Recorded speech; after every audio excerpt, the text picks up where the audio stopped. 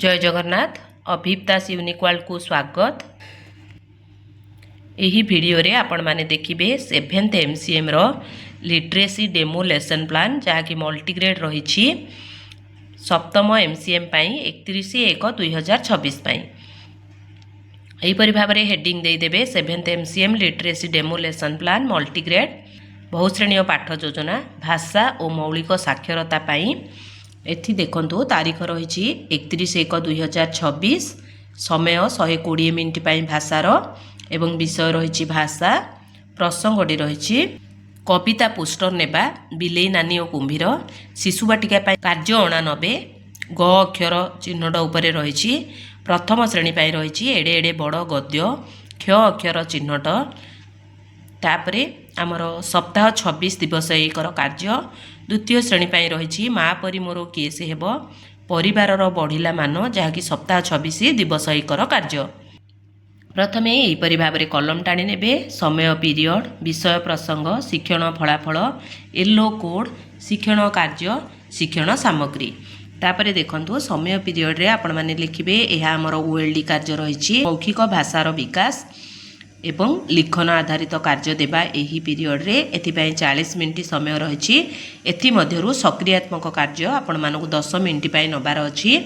आमे सक्रियात्मक कार्य रे बिलेई नानी और कुंभीर कविताटी को नेबा शिक्षण फलाफल अछि अंग भंगी सह कविता आवृत्ति करिवे येलो कोडटी शिशु बाटिका पाई रहिबो CG 9C 9.1 प्रथम श्रेणी पाई रहिबो DG2 ECL 1 4.4 द्वितीय श्रेणी पाई रहिबो DG2 ECL 1 5.3 ख शिक्षण कार्य रे एहा साधारण कार्य रही शिशु बाटिका प्रथम द्वितीय श्रेणी पाई एहा रही सक्रियात्मक कार्य पिलांकु यू आकार रे ठिया कराई बिलेई नानी और कुंभीर कविता चार्ट देखाई अंग भंगी सह कविता आवृत्ति कराइबी एहाकु आपण माने 2-3 थर कराइबे तापरे कविता संबंधी प्रश्नर आलोचना कराइबी। प्रश्न 1 रही किए गाधोइबाकू बाहरिला बिलेई नानी कौन धरी गाधोइबाकू गला बिलेई नानी काहाकू देखि डरीगला एथिपाई आपण मानक पाई शिक्षण सामग्री आवश्यक हेब कविता पोस्टर बिलेई नानी और कुंभीर प्रश्न फर्थ एवं क्रेयन परे नियोजन कार्य देबा जहाकू कि एंगेजमेंट वर्क कहा जाए एवं दल गठन करिबा श्रेणी आधार रे दल गठन करी शिशु बाटिका प्रथम श्रेणी पिलांकू बिलेई कुंभीर डॉट लाइन चित्र जोड़ी रंग देबाकू कहिबा।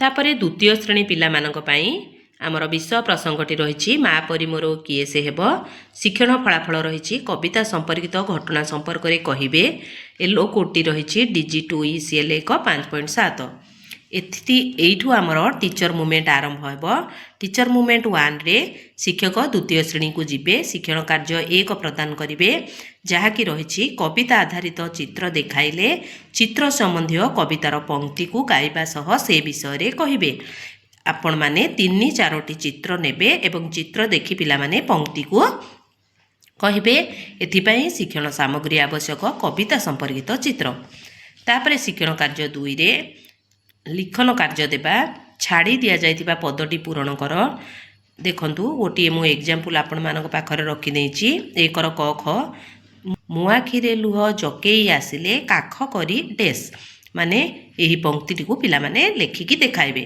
तापरे खरे सेपरी गुणु गुणु होई गीत गाई गाई बिछणारे डेस एथिपाई शिक्षण सामग्री रही कार्य फर्द पाठ्य पुस्तकर पृष्ठा 171 3 नंबर आपण माने एहाकू पाइजिबे।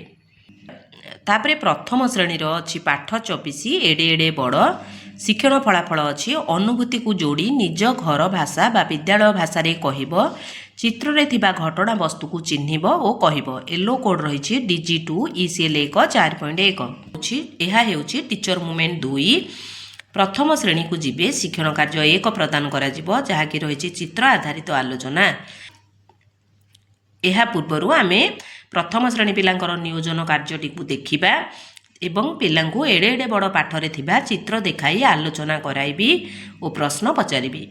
प्रश्न 1 क रही चित्र रे कौन सबू देखुछ मेघ केउठी भासे बोली तुमे भाबुछ एथिपाई शिक्षण सामग्री रहिबो हस खेल पाठ्य पुस्तक भाग 2 प्रश्न फर्द 1 एवं प्रश्न फर्द 2 मध्य रही ଶିକ୍ଷଣ କାର୍ଯ୍ୟ 2 ପାଇଁ ଶିକ୍ଷଣ କାର୍ଯ୍ୟ 2ରେ ହେଉଛି ଉପଯୁକ୍ତ ସ୍ୱର ଅଭିନୟ ଭାବଭଙ୍ଗୀ ସହ ପାଠ ଉପଯୁକ୍ତ ସ୍ୱର ଅଭିନୟ ଭାବଭଙ୍ଗୀ ସହ ପାଠଟିକୁ ପଢ଼ାଇବି।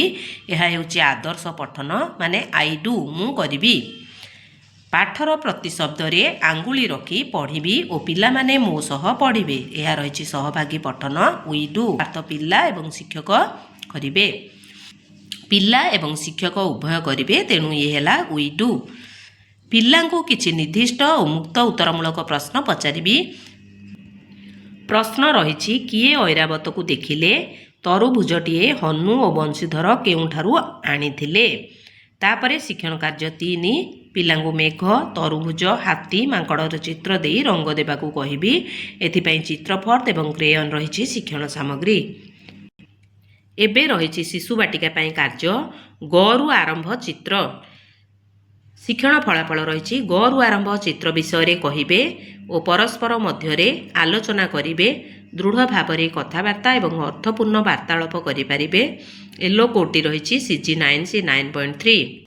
ଟିଚର ମୁଭମେଣ୍ଟ 3ରେ ଶିକ୍ଷକ ଶିଶୁ ବାଟିକାକୁ ଯାଇ ଚିତ୍ର ଆଧାରିତ ଆଲୋଚନା କରାଇବେ ଏବଂ ପ୍ରଥମେ ନିୟୋଜନ କାର୍ଯ୍ୟକୁ ଦେଖିବେ। ଯେଉଁ କୁମ୍ଭୀର ଏବଂ ବିଲେଇ ଚିତ୍ରରେ ରଙ୍ଗ ଦେବାକୁ କୁହାଯାଇଥିଲା ସେହି କାର୍ଯ୍ୟକୁ ଦେଖିଲା ପରେ ଶିକ୍ଷଣ କାର୍ଯ୍ୟ 1 ଆରମ୍ଭ କରିବେ। ଗରୁ ଆରମ୍ଭ ଚିତ୍ର କାର୍ଡ଼ ଦେଖାଇ ଯେପରିକି ଗଧ, ଗରା, ଗଛ ଆଲୋଚନା କରାଇବା ପରେ ଆମେ ଶିକ୍ଷଣ କାର୍ଯ୍ୟ 2 ଦେବା। ଶିକ୍ଷଣ କାର୍ଯ୍ୟ 2ରେ ପିଲାଙ୍କୁ ଗଛର ଚିତ୍ର ଦେଇ ରଙ୍ଗ ଦେବାକୁ କହିବି। ଏଥିପାଇଁ ଶିକ୍ଷଣ ସାମଗ୍ରୀ ରହିଛି ଚିତ୍ର କାର୍ଡ଼, ଚିତ୍ର ଫର୍ଦ ଏବଂ କ୍ରେୟନ୍। ଏଠି ପିଲାଙ୍କ ପାଇଁ ଆମର ଭାଷାର 4 ଖଣ୍ଡୀୟ ରୂପରେଖ ଯେଉଁ ରହିଛି OLD ପ୍ଲସ୍ ଆମର ଲିଖନ ଆଧାରିତ କାର୍ଯ୍ୟର ସମାପ୍ତି ହୋଇଯାଇଛି। ଏବେ ଆସିବ ଡିକୋଡ଼ିଂ ଏବଂ ଲିଖନ ପାଇଁ 40 ମିନିଟ୍ ସମୟ ରହିଛି। ଦ୍ୱିତୀୟ ଶ୍ରେଣୀ ପାଇଁ ଆମେ ନେବା ଭାଷା କାର୍ଯ୍ୟପୁସ୍ତିକା ସପ୍ତାହ 21 ଦିବସ 1ର କାର୍ଯ୍ୟ ଯାହାକି ପାଠ 151 ପରିବାରର ବଢ଼ିଲା ମାନ।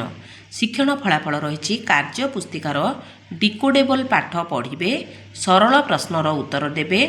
ୟେଲୋ କୋଡ଼୍ ରହିଛି DG2 ECL 1 5.4ର A। ଶିକ୍ଷଣ କାର୍ଯ୍ୟ ରହିଛି ଦ୍ୱିତୀୟ ଶ୍ରେଣୀ ପାଇଁ T4 ମାନେ ଟିଚର ମୁଭମେଣ୍ଟ 4ରେ ଶିକ୍ଷକ ଦ୍ୱିତୀୟ ଶ୍ରେଣୀକୁ ଯାଇ ଯାହା ନ୍ୟସ୍ତ କାର୍ଯ୍ୟ ଦିଆଯାଇଥିବ ତାକୁ ତଦାରଖ କରିବା ପରେ ପରିବାରର ବଢ଼ିଲା ମାନ ପାଠଟିକୁ ଚିତ୍ର ଦେଖାଇ ପଢ଼ାଇବି। ସରଳ ପ୍ରଶ୍ନର ଉତ୍ତର କହିବା ସହ ଲେଖିବାକୁ ଦେବି। ଶିକ୍ଷଣ ସାମଗ୍ରୀ ରହିଛି କାର୍ଯ୍ୟପୁସ୍ତିକା ସପ୍ତାହ 26 ଦିବସ 1 ପୃଷ୍ଠା 151ର କାର୍ଯ୍ୟ।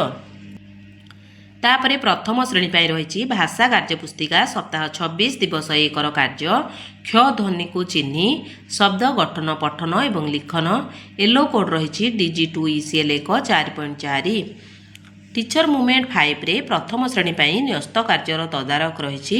ଶିକ୍ଷଣ କାର୍ଯ୍ୟ 4ରେ କ୍ଷ ଅକ୍ଷର ଥିବା ଶବ୍ଦକୁ ମଝିରେ ଥିବା କ୍ଷ ଅକ୍ଷର ସହ ଗାର ଟାଣି ଯୋଡ଼ିବେ। ଦେଖି ଦେଖି ଲେଖିବେ। କ୍ଷକୁ ଅକ୍ଷର ଯୋଡ଼ି ଶବ୍ଦ ଗଢ଼ିବେ, ପଢ଼ିବେ, ଲେଖିବେ। ଶବ୍ଦ ପଢ଼ିବେ, ବାକ୍ୟ ଗଠନ କରିବେ। କାର୍ଯ୍ୟପୁସ୍ତିକା ସପ୍ତାହ 26 ଦିବସ 1 ପୃଷ୍ଠା 95ରେ ଏହା ରହିଛି।